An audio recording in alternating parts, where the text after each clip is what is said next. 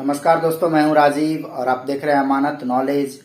दोस्तों, आज हम जानकारी प्राप्त करेंगे कि मिल जुमला जमीन का म्यूटेशन अर्थात दाखिल खारिज कैसे कराएं।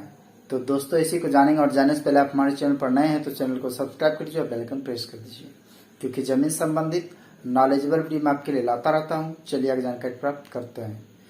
तो दोस्तों, अगर इस तरह की बात है कि आपका प्रेजेंट टाइम में कोई ऐसा दस्तावेज है जो कि मिल जुमला उसमें खेसरा और रकबा दर्शा रहा है, मतलब खेसरा दिया गया है लेकिन रकबा जो है मिल जुमला बता रहा है, और आप उसका जो है म्यूटेशन कराना चाह रहे हैं, मतलब दाखिल खारिज कराना चाह रहे हैं, तो ऐसे कंडीशन में जो है आपको जरूरत पड़ेगी, उसका क्लैरिफिकेशन होना चाहिए कि आपका कौन से खेसरा से कितना जमीन है।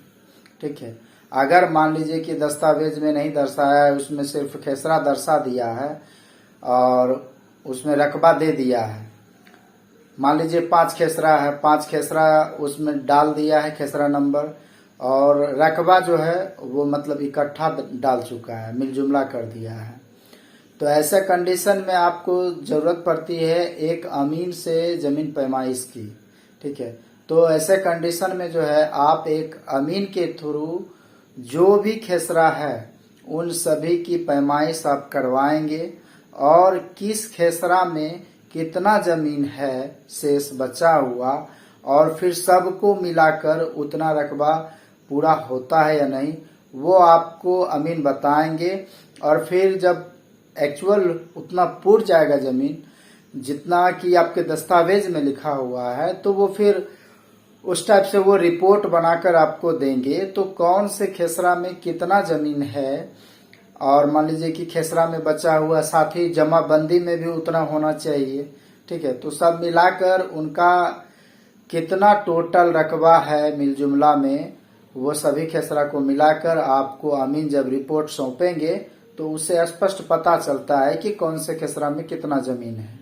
और फिर जब आप म्यूटेशन में अपने दस्तावेज को देंगे तो उसके साथ जो है अमीन का रिपोर्ट भी संलग्न करना पड़ेगा, तो उससे स्पष्ट रहेगा कि कौन से खेसरा से कितना जमीन है। और फिर अच्छी तरह से राजस्व कर्मचारी जो होते हैं उस चीज को समझते हैं, तो फिर आपका दाखिल खारिज हो जाएगा।